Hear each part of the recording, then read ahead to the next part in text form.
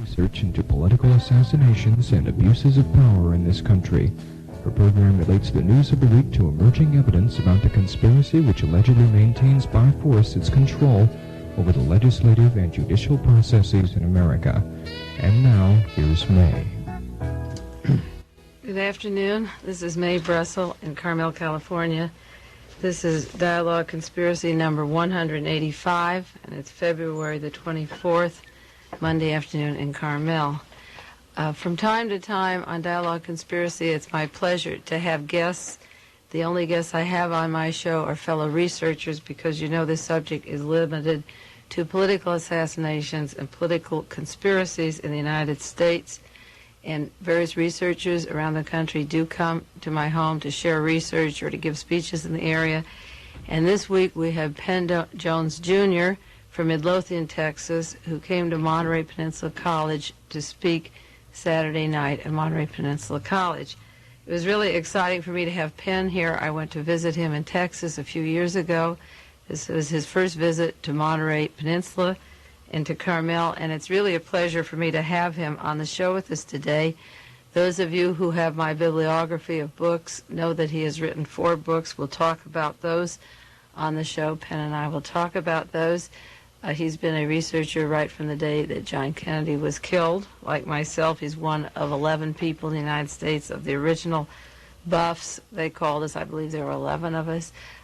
We can talk together about these matters, right, Penn? Yes. How many were there that started, say, November 24th, 1963 in the United States? How many people, in addition to yourself and myself, that started researching the Kennedy assassination? Yeah, I think not more than 10 or 12. We've lost, a good many of those. Did you ever meet Shirley Martin? She was one of the early ones. She's the only one I never met. She, of course, has disappeared from the battle. I haven't heard from her in a number of years. She's the only one I didn't correspond with, and I never met Maggie Fields is living in Paris, and there's Mark Lane. Did Vincent Salandria start right then, too? I suppose so, and I suppose I haven't been in touch with Salandria in Joosten over in Germany. I love the guy. I've never met him, but I would. Harold Weisberg, did he start right from the beginning? Oh, yes, right from the beginning. Right from the beginning. He told his wife before Ruby shot Oswald, he told his wife that Oswald would not live to get to the county jail. To get to the county jail. So there were 11 of us spaced. Maggie Fields was in Los Angeles. I was living in West Los Angeles. From the scene, too. Right. And you were in Texas. Weisberg was in Maryland. Joosten was in Germany. Mark Lane in New York. And it's 11 years, and all of us have converged and met. I haven't met Shirley Martin, but all of us have met and become friends and working associates in 11 years. There are probably more than that, too, May, because there are 3 people besides myself in Texas who work on it, but they prefer not to have their names known. And they started at the same time? One of them started at the same time. The other 2 are late comers, but they've been at it now for 5, 6 years. But I mean, people that have published literature, been on the news media, have written letters to Congress, the activists. There are a lot of people in the United States that have had a curiosity or saved articles, and those people in Texas, I know who you mean, have done work very quietly, but by and large, their names are not known anywhere around the country. Right. One of them sent my books and a copy of the Zapruder film to Dick Cavett. And after a week, Cavett called him. This fellow lives in Brownwood, Texas, and said, "We've all read the books, we've all looked at the film, but it's too hot for us to handle." They wouldn't handle it. No, but I met you, it was in 1966 when Ramparts first published their article with John Kennedy on the cover, The Puzzle. And David Welsh was at my house, and I helped him write a large part of that Ramparts article. I didn't know about you at the time, and then the whole insert, the major part of the article, was your research into the deaths of people that were being killed in relation to the John Kennedy assassination. And I have to give credit for those first deaths to newsmen in Dallas who could not get those stories printed in the Dallas and Fort Worth papers, and they simply gave the stories to me. That's how I originally started. Now, one of those men, one of the finest newsmen I ever knew, a young fellow, he's drunk tonight, but couldn't get the stories out. It made him sick. He loved journalism. He was one of the best writers I ever knew. But couldn't get the story and told. And finally he left journalism, and this Well, we persevered. We have a running story going, Penn and myself. Penn is the eternal pessimist that the truth of the Kennedy assassination will get out, and I'm the eternal optimist. And somewhere in between, I kid Penn because I feel that the law of compensation, Emerson's law of compensation, is going to work, or the story of David and Goliath, applicable. The Bible story is there for a purpose that the weak and the small can fell the giant, and it's the reason it's in the Bible, or that did happen that way, that the poet killed the warrior or the dreamer, David the poet, is that you do have the power in you to hit that weak spot if you aim right, and there is a soft spot where the warrior can fall. And while Penn is very pessimistic about the truth ever coming out, he's a warrior 24 hours a day with a couple of hours off for sleep, and if you really believed, it would never be told. You'd be lying down watching the TV every night or doing something different like all the other people in this country. If you really believed, it would never be told. You wouldn't be working as hard as you're doing it. Well, I don't see any light at the end of the tunnel. I think we do this work so we can sleep at night. I do hope that we win. But the odds sure do look formidable to me. Well, put it this way, Penn. You and I are the two researchers that say consistently over and over, because of our work, separately we came to this conclusion, that the electoral process and the government were overthrown in 1963. A dictatorship of the Pentagon took over, right? I think the military took over this country. The Pentagon wrote the Warren Report, Mr. Winokur from but I think they took over in the latter days of World War II. Absolutely. And it didn't matter under Truman and Eisenhower. You mean after World War II? The forming of the National Security Council to take the decisions out of Congress was the big step.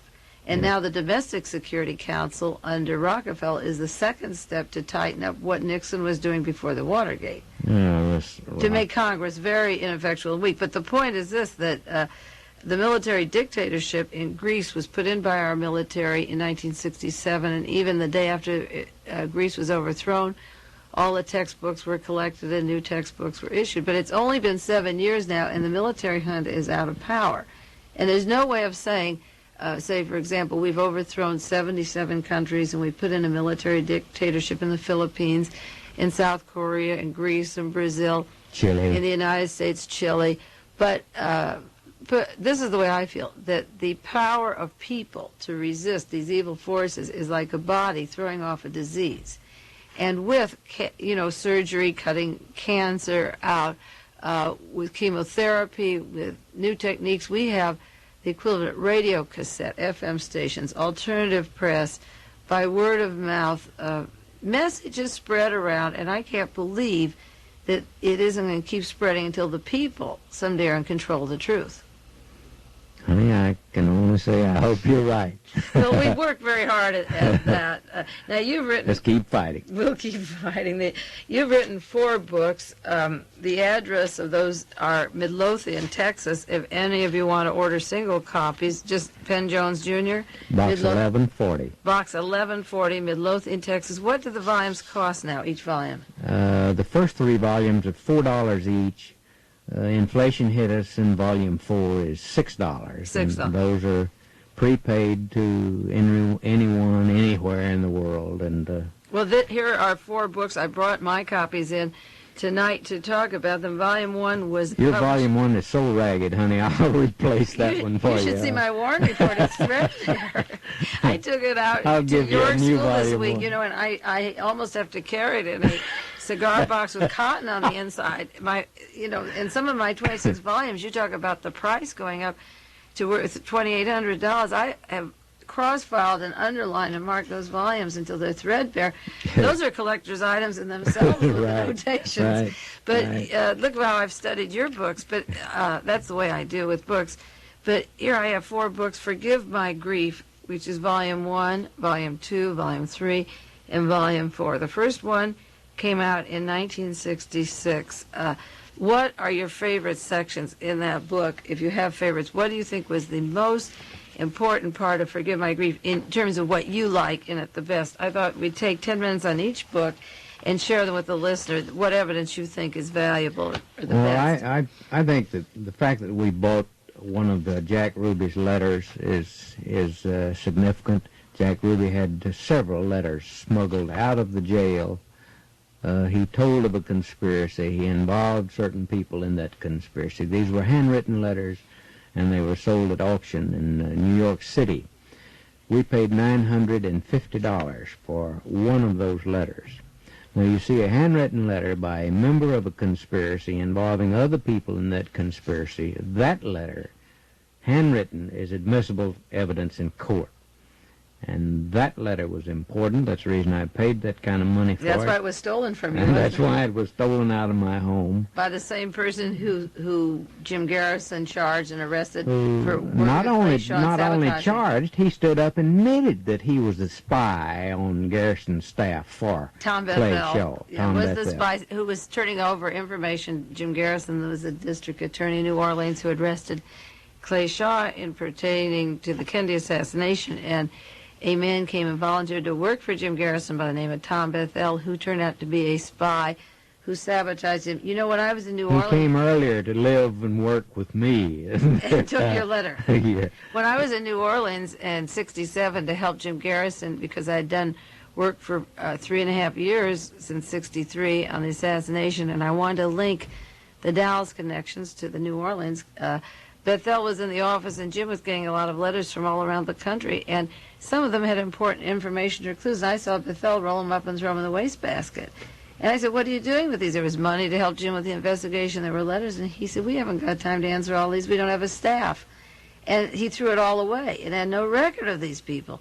And when I came home to California, I called him and said, "You've got a spy in the crowd." And it took him a while to finger it was Tom Bethel. But he stole you think he stole your Ruby letter, huh?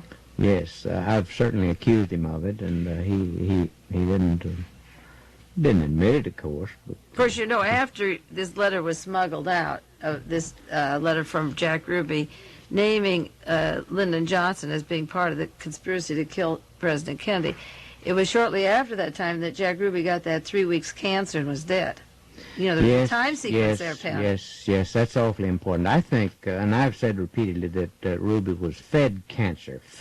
Injected, he said. Yeah. No, not injected. Fed in his food. Well, you know, I did a radio show on WBAI in New York, and a man telephoned who knew the doctors in Texas in the prison and gave me what he said was a formula for causing cancer, and that it came up because of the subject that in a few years from now they could see that Nixon was done away with the same cancer, that he had the same syndrome as the phlebitis, the heart thing, and then he said cancer. And what he said, getting back to your ingestion, is that they take urine specimen from Ruby, he said, and they put it back into food that he ingested, and it sets up, he gave me the whole formula for it and told me he'd mail it to me to use. Yeah, I thought you were saying injected. No, he ingested. Okay. Ruby had an interview in the Long Beach paper. I have a copy of it where he told his sister they're injecting me with things, you know, when she saw him he was all bloated up and she wanted her own doctors, and he said they were giving him injections, but this man told me that he was ingesting urine that he had given off that they put back in his food, and it sets up a certain I can't repeat the exact formula, but this is what I heard, that it causes cancer very quickly. Let me tell you this. See, Ruby's body was x-rayed for the first time July 23, 1965. Why July 23, 65? Been in jail for 2 years. Surely they had some time they could x-ray him. But shortly after that x-ray, the jail doctor left, and they got a new jail doctor, one of the dumbest guys I ever interviewed in my life. And he told me, he said, "Oh, Ruby had been vomiting for a couple of weeks, but I told him he was eating too much candy." He said, "I didn't think he was sick." And they would have let Ruby die in that cell, except that the Supreme Court gave him a new trial. And so they decided to have the trial in Wichita Falls, Texas. That brought the sheriff up there into the picture. He came down to Dallas to get a look at his new star boarder-to-be and make arrangements for the transfer. He took one look at Ruby at 5 o'clock on a Friday afternoon and said, "Man, that guy's sick. Y'all better get him in the hospital." And he went to the hospital that afternoon with a bad cold. It was pneumonia the next morning, and he was dead of cancer. I remember when he went in the hospital, and he had what they said was a cold or pneumonia, and I had some house guests. It was over Christmas, New Year's. Yeah. And there was some remark about Ruby, said there was no conspiracy, and I said, oh my God, he'll be dead tomorrow morning. This is, and sure enough, they had that microphone on him, and the next morning he was dead. Yeah. And this was all staged, it was a tragic thing. So I feel that letter smuggling was one of the things that hastened his cancer, was getting that letter out of the jail. Yes, I certainly. Well, they needed to get rid of him. I know. Ruby would have talked to So this letter you bought is one of your favorite parts of Forgive My Grief #1. And the death of Dorothy Kilgallen, too, is important in #1. Because she was with Jack Ruby. Because she's the only one that interviewed Ruby in a room that wasn't bugged after Ruby killed Oswald. And she was scared to death when she came out of that room, and she died shortly after she said, I'm going to New Orleans and break the Kennedy case wide open. I think that's the important. It's important. I think your testimony about Bernard Weissman is important because it was his testimony when he was talking that the members of the Warren Commission left the room and didn't listen to him, and he was among 11 or 12 men brought from military intelligence to the Dallas-Fort Worth area to play a part in the assassination. Right. And not one of those witnesses was called, and it was terribly important. And you have things of Bernard Weissman's testimony in this book. How about Forgive My Grief #2? We're now in 1967. You came out. Incidentally, Penn has retired. He was a publisher, newspaper writer for how many years? 24 years in Texas? 28 years and 10 months. I was the owner, editor, and linotype operator of the Midlothian Mirror. And this paper carried more about the John Kennedy assassination than any newspaper in the world. Excluding none. Freedom Fighter, every week editorials and other researchers could get that paper and read but this we never had more than 1,400 circulation. Well, your name will go down in history. Even though you come from the small town of Midlothian, Texas, even all that with a small circulation in a little town, your name is legend in this country. You know how you came here, and people say, I heard you on KGO, another one says, I heard you here, and I heard you there. You came to town. You see how many people know your name since you've just been in Monterey. And your name is legend all over the country. I'll get a call from a radio station, and they'll say, we just talked to Penn Jones, and do you want to do something tomorrow? And they pick up my name. But it's like popcorn popping all over these 50 states. Your name is known, so that little paper did spread. See, this is the power. This is what I call power, Penn. When you meet somebody and say, I heard you on KGO, I heard you on this radio station. We were back at that Boston conference there of conspiracies 11 years later and 1,000 people there at every meeting. And how can you say that people aren't really getting educated, that there's another version of what happened? You must feel good about that. I do. I feel it was so nice to talk to 1,000 people up there. And at UCLA this week, another 1,000. And if there were more publicity, you'd have 2,000 or 3,000 or 4,000. If people had it in the straight press, a big article, you'd be drawing 2,000, 3,000, 4,000 every time you speak. Certainly. Yeah. So what was the circulation in Texas of your paper? Well, the total circulation never was more than 1,400. 1,400. And here you are by voice carrying, say, this tape to Boston, Ohio, Sweden, you name it, all around the world, Vermont. How can you be pessimistic that the truth isn't being told to these people? All right. Okay. I'm still at it, but I'm... Now we're on Forgive My Grief #2, published in '67. What were your favorite parts of this particular book? Of course, we started adding up more and more of these deaths. See, now there's more than 100 on my strange deaths list, and there are more of them in Volume 2. I think one of the most important things in Volume 2 is the story of the cleaning and pressing of John Connolly's coat. That is a crime that was committed by the President of the United States in order to help cover this thing up. And it was published for the first time in my Volume 2. I did a whole chapter, a whole thing on that. I never even submitted it. I wrote a thing, which I should send in as an article, on the chain of command of Connolly's clothing because of the discrepancy of how many bullets actually went off with the crossfire, and then the surgeons testified before the Warren Commission, and they got so frustrated because they felt that the bullets in John Connolly's wrist and leg came from different directions, and the Warren Commission was steering them to this one bullet there. And finally, one of the surgeons says, well, for goodness sakes, just get the clothing, because you could tell by an enter-exit bullet. So they traced the clothing, and remember, Mrs. Connolly was sitting out in the hall with Mrs. Kennedy, and Mr. Cabell's wife, the mayor's wife, and a surgery nurse took that clothing of his shirt and pants and trousers. Instead of now wait a minute. Mrs. Connolly got the socks and the shoes and the shorts and the pants. But not the jacket and the shirt. The jacket and the shirt and the undershirt went to Washington. Yeah, but you know how they went. Remember the story, and maybe the people listening don't know. The surgery nurse didn't turn it to the FBI because you could tell enter exit fibers. They didn't turn it over to the Secret Service or the Dallas Police. They put it in a paper bag and took it to the room where Lyndon Johnson was sitting and gave it to Clifton Carter, Right. who was Lyndon Johnson's right-hand aide, a rich oil man in Texas. Right. And ironically, he gave it to Congressman Gonzales, Right. who took it to Washington, D.C., whose maid found it in the closet and had it dry cleaned. No, wait. No, Isn't that- no, didn't she no, send it out? No, I see. I hopped Gonzales about this. Oh.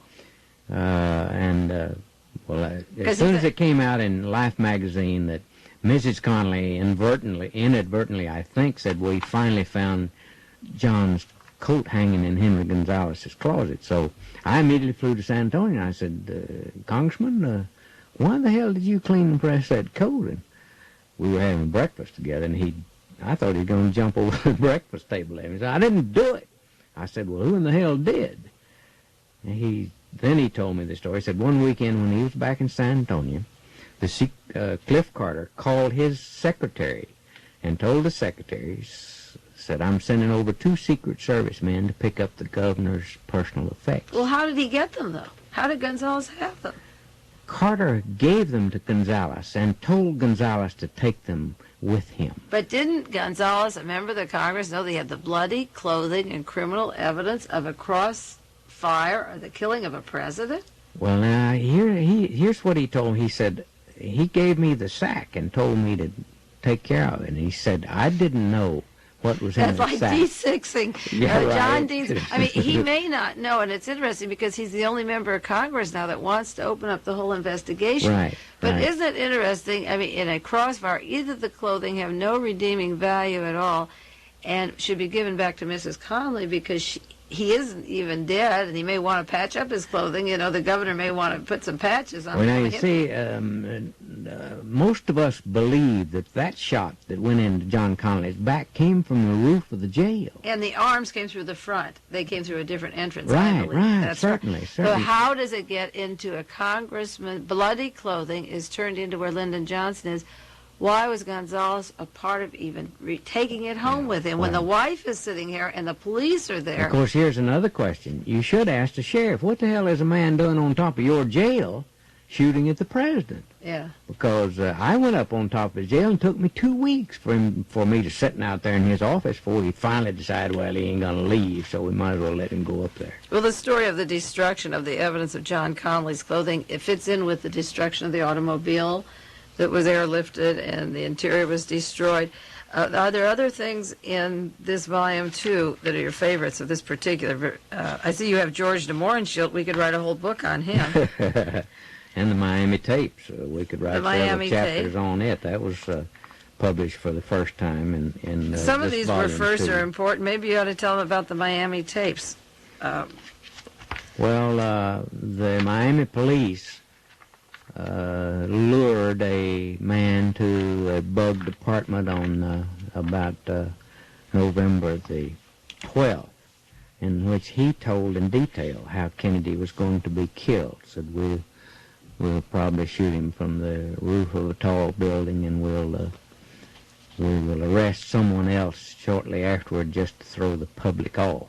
Said there's no way for him to escape and that he's doomed.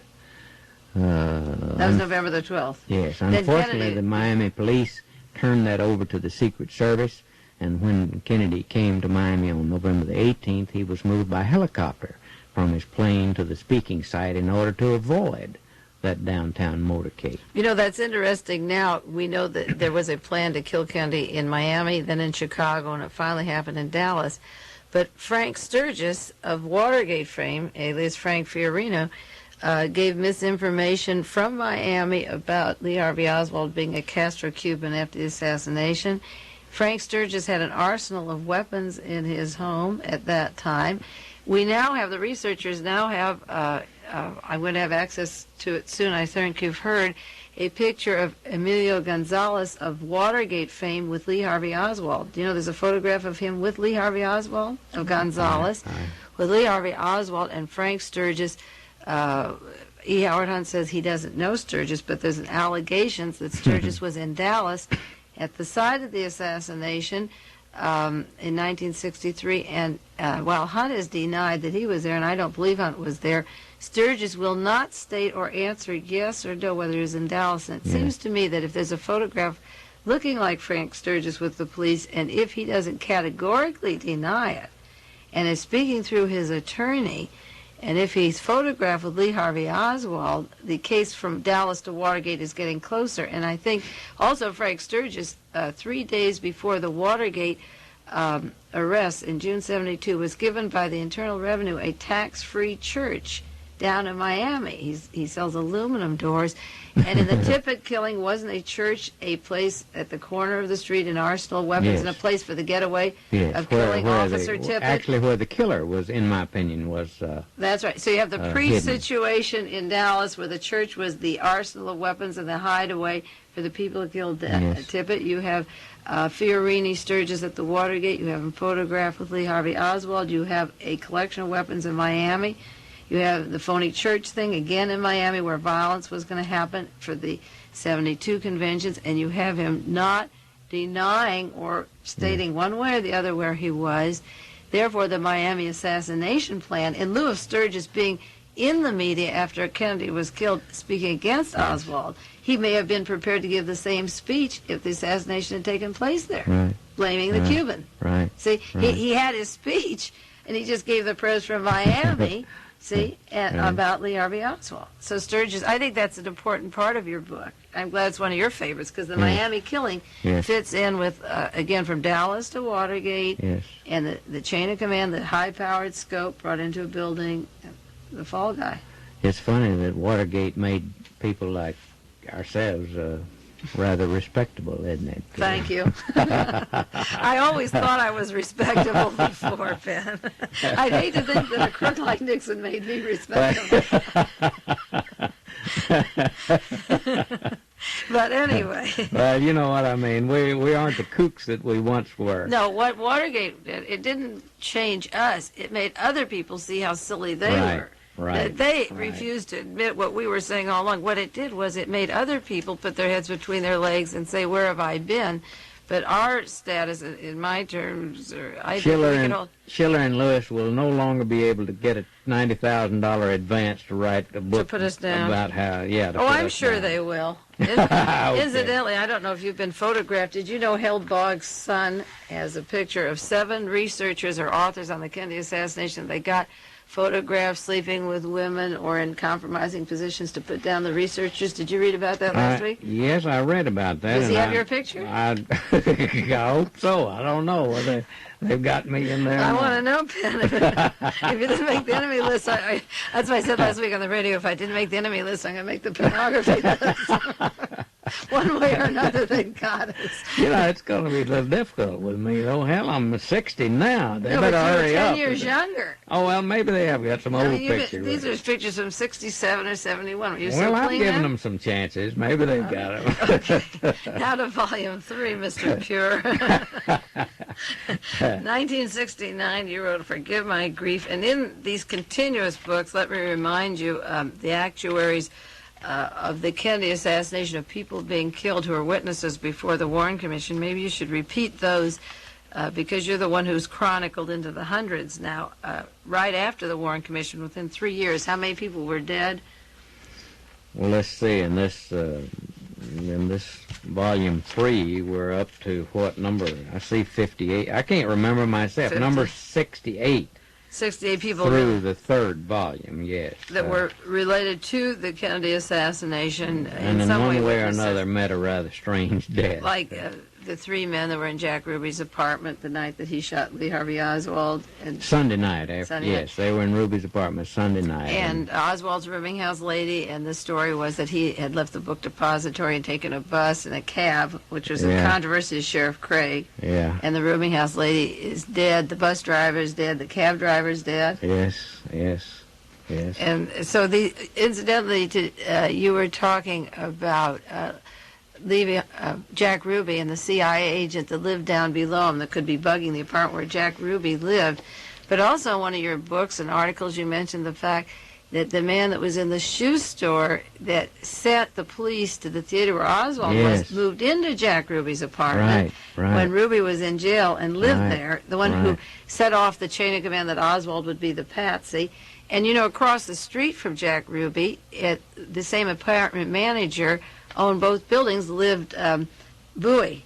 Did you know that George Bowie lived in the same apartment, 2917, and that they had the same owners, a joint swimming pool, and George Bowie was the CIA cover for the Greek Orthodox Church and was responsible for Marina Oswald and the whole white Russian community, Allen Dulles' agents of the CIA.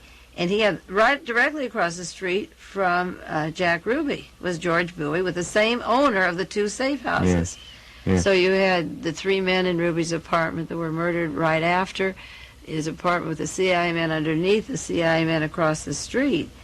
And I think we could link three... They had him pretty well covered, didn't they? Pretty well covered. Pretty well covered. And then the Dallas police took over his nightclub when he was dead. How about Volume 3, Forgive My Grief, in 1969? What are your favorite parts of this book?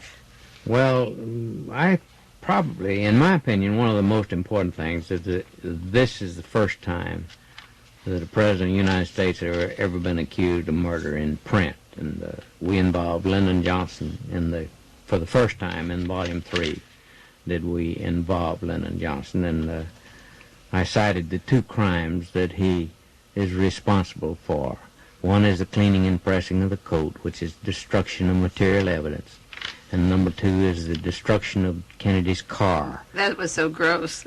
Well, you know, you can still see Bonnie and Clyde's car every summer for a quarter. Can you imagine 48 hours after the President of the United States was killed, the car was airlifted to Michigan and entirely stripped, and there isn't one existing photograph out of this most extensive research in the United States. There isn't one existing photograph of the interior of that car to tell the direction of the bullets, how many bullets, and how far the gunman would be from the velocity into the car. Right. Those things are all removed. I think the clue to it was Mr. Kellerman of the Secret Service, who said that there was a flurry of bullets that came, and the Warren Commission kept saying 3 because they wanted Lee Harvey Oswald to be the lone assassin. And he said, gentlemen, I know a flurry of bullets when I see them.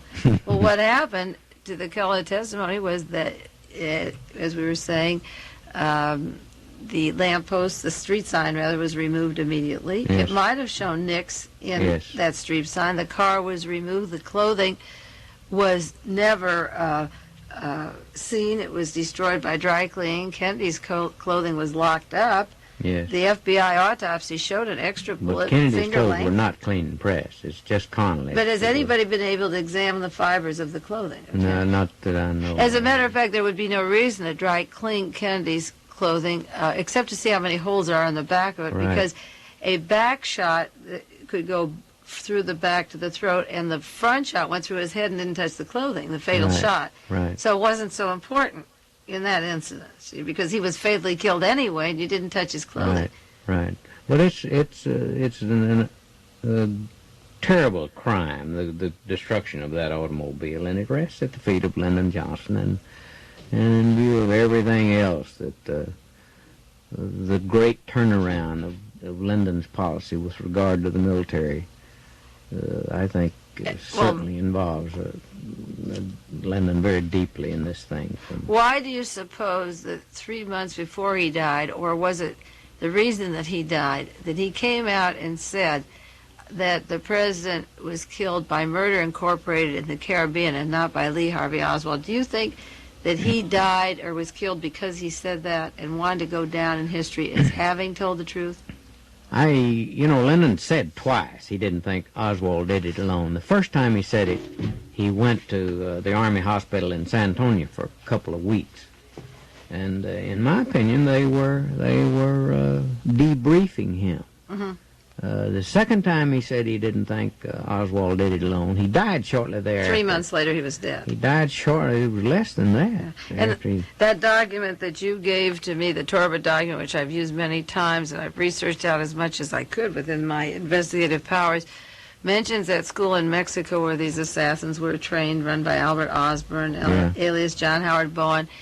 And I think their connections to the Bahamas, that's why he called it Murder Incorporated in the Caribbean. It was that school in Mexico.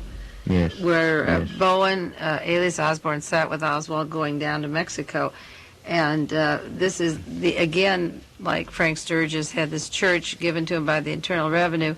This was a missionary run by priests who were assassins. They had they were never ordained ministers or priests at all, and they had priestly clothing, and they did the political assassinations. Osborne was a preacher, too. He wasn't really ordained, though. No. He passed himself off. Yeah, well, in the book The Rich and the Super Rich, there's a discussion of the overthrow of the Shah of Iran, of Mosaddegh, when the Shah came in, and it tells about Kim Roosevelt, a cousin of Elliot Roosevelt and relative of Franklin Roosevelt, who came in dressed as missionaries in the streets and pulled out machine guns.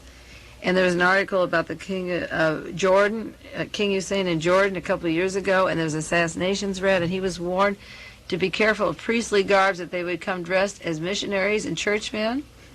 And I've been saving articles on the relationship of the cover, because the church clothing has been used for hiding guns, machine guns, and for assassins to travel. And funding, the conduit of money, comes through the church. As a matter of fact, I did an article, Playgirl put in an article this month. It'll be in the April issue that comes on the stand in March, and it's called American Hitman. It's just a one-page article, and they want another one the next month. So I wrote one on the priests, because the White House question was, how can we hide the money for the Watergate, paying E. Howard Hunt, pay him off? And Dean says, we have the priests.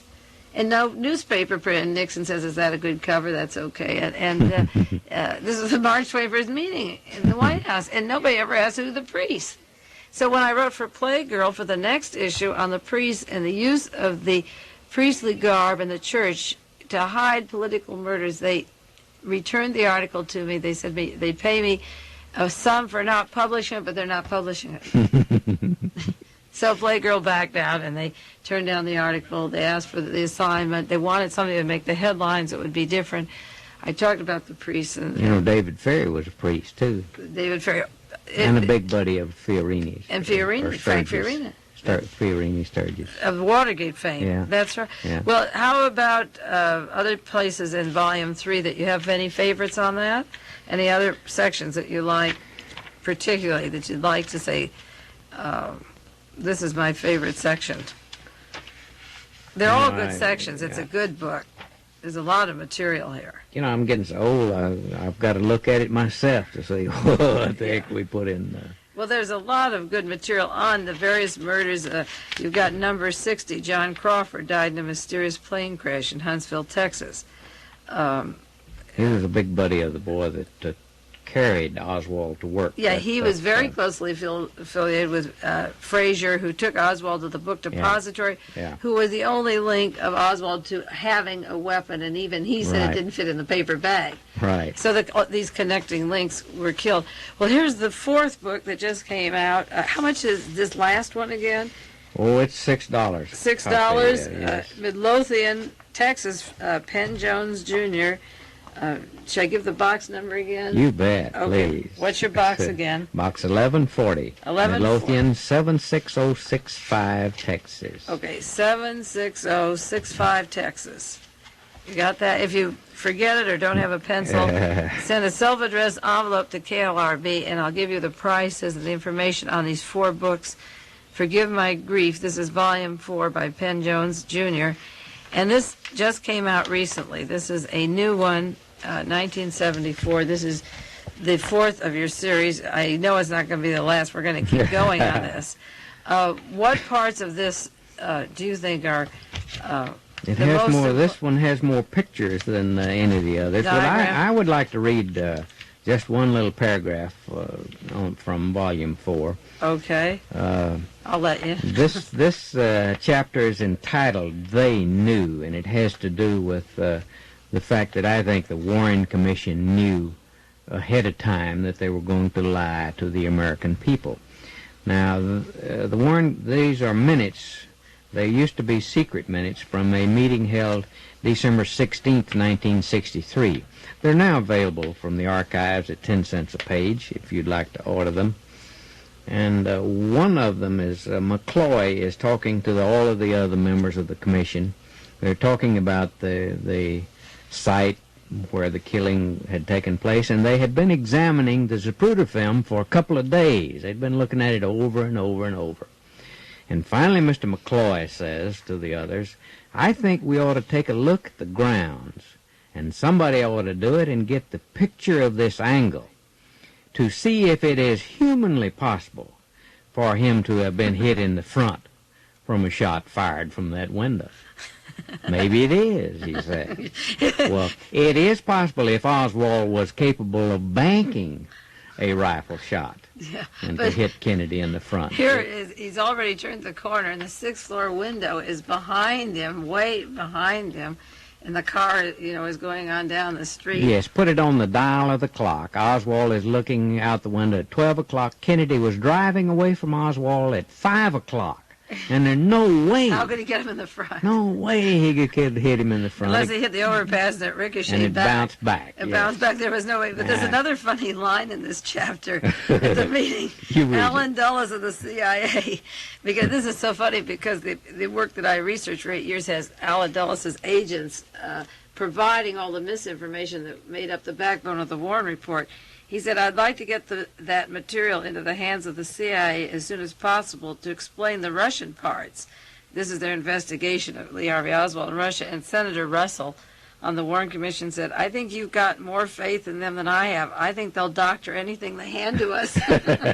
Here, the Warren Commission destroyed the car, destroyed a street sign, destroyed John Kennedy's clothing, turned the Zapruder films backwards so that it didn't show the head going backwards, that Kennedy was shot from the front. They thermofaxed Oswald's CIA papers the night of the assassination. I have a list of 37 things that they destroyed. They planted a letter that Lee Harvey Oswald allegedly wrote to his wife the night he was supposed to have shot General Walker. It was unsigned, undated. They forged his signature to ordering a rifle under Heidel. They planted a camera 2 months later to explain how he took this famous picture of him. They forged his head on a body to say that he owned this rifle. They altered every piece of evidence, planted a phony diary, and no fingerprints on his rifle. And then Russell's blaming the Russians and said they'll doctor anything they hand to us. You see, we're laughing about it because, hell, we can't cry on this program, but these are the senior members of both the House and the Senate that are doing this. This is the Chief Justice of the United States that's doing this. The prestigious commission is going to alter every major piece of evidence. The Life magazine and the Warren Commission admitted they drew a scope on Oswald's rifle, and when they found the rifle came with a scope on it from Chicago, then they took out what they drew, erased and left the original. They altered every major piece of evidence and fabricated everything they could, even palm prints and everything of Oswald. And then Senator Russell says, "You have more faith in the Russians, they'll doctor anything they hand to us." The CIA will doctor anything they hand to us. They were blaming the Soviet Union for everything that they were doing. Well, I think we have about 2 minutes left, and I think that anybody who's interested in studying the Kennedy assassinations can afford to get these books. I tell people, for the extra cigarettes or luxuries, even the high cost of living, if you bought one every 2 months and set aside, people put aside a quarter a week and just developed a library of these very valuable books while they're in print and available, and educated themselves, or young students each pitched in $1 each and circulated around, and had a joint library. People at the colleges that hear this show, if there's 44 or 5 people in a house, I've said this at the colleges where I speak, and I've crashed at certain places, and the kids, will spend money for cigarettes or something at 50 cents a pack or Coke.